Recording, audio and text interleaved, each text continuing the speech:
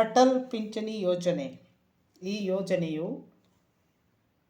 ಕೇಂದ್ರ ಸರ್ಕಾರದ ಯೋಜನೆಯಾಗಿದ್ದು, ಇದು ಅನ್ಆರ್ಗನೈಸ್ಡ್ ಅಂದರೆ ಯಾವುದೇ ಒಂದು ಕಂಪನಿಯ ಆರ್ಗನೈಸ್ಡ್ ಆಗಿರುವ ಕಂಪನಿಯಲ್ಲಿ ಕೆಲಸ ಮಾಡದೆ ಬೇರೆ ಸ್ಥಳಗಳಲ್ಲಿ ಕೆಲಸ ಮಾಡುವ, ಉದಾಹರಣೆಗೆ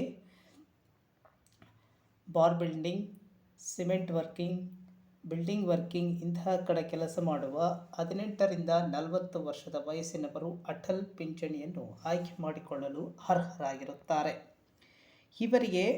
ಇವರು ಮಾಸಿಕವಾಗಿ 1,500, 2,000, 3,000, 4,000, 5,000 ರುಗಳ ಮಾಸಿಕ ಕಂತನ್ನು ಪಾವತಿ ಮಾಡಬೇಕಾಗಿರುತ್ತದೆ. ಅವರವರ ಅನುಕೂಲತೆಗೆ ತಕ್ಕಂತೆ ಹಾಗೂ ಅವರು ಎಷ್ಟು ರೂಪಾಯಿಯನ್ನು ಸೇವ್ ಮಾಡಿ ಅಥವಾ ಕೂಡಿಟ್ಟು ಆ ಪಿಂಚಣಿ ಸ್ಕೀಮ್ನಲ್ಲಿ ಹಣವನ್ನು ಕಟ್ಟಲು ಶಕ್ತರಾಗಿರುತ್ತಾರೋ ಅಷ್ಟು ಹಣವನ್ನು ಕಟ್ಟಲು ಆಯ್ಕೆ ಮಾಡಿಕೊಳ್ಳಲು ಅವರಿಗೆ ಅವಕಾಶವಿರುತ್ತದೆ. ಈ ಪಿಂಚಣಿಯ ಯೋಜನೆಯಡಿ ಸರ್ಕಾರವು ಕನಿಷ್ಠ ಪಿಂಚಣಿಯನ್ನು ನಿಗದಿಪಡಿಸಿದೆ. ಅಂದರೆ ನೀವು ತಿಂಗಳಿಗೆ ಎಷ್ಟು ಕಟ್ಟುತ್ತೀರ, 1,000 ರೂಪಾಯಿ ಕಟ್ಟುವವರಿಗೆ ಎಷ್ಟು ಕೊಡಬೇಕು ಅಷ್ಟು ಕೊಡ್ತಾರೆ.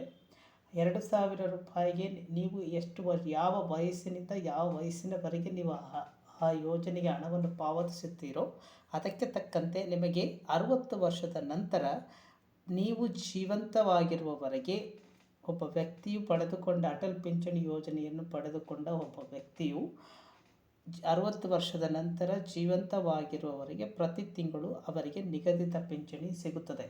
ನಂತರ ಅವರು ಮರಣದ ನಂತರ ಅವರ ಪತ್ನಿಗೆ ಅಥವಾ ಪತಿಗೆ, ಈಗ ಪತ್ನಿ ಪಿಂಚಣಿ ಯೋಜನೆಯನ್ನು ಪಡೆದುಕೊಂಡಿದ್ದರೆ ಪತಿಗೆ, ಪತಿ ಪಿಂಚಣಿ ಯೋಜನೆಯನ್ನು ಪಡೆದುಕೊಂಡರೆ ಪತ್ನಿಗೆ ನಂತರ ಆ ಪಿಂಚಣಿಯನ್ನು ಕೊಡುವ ಯೋಜನೆ ಇದಾಗಿದೆ.